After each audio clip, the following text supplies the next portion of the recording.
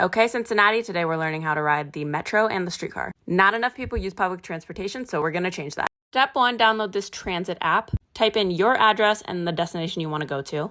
You can also just put in a landmark if you don't know the address. It'll generate all the routes that make sense for you to take, and it's according to the time that you input the search. So you can change that time. You can leave at or arrive by a certain time.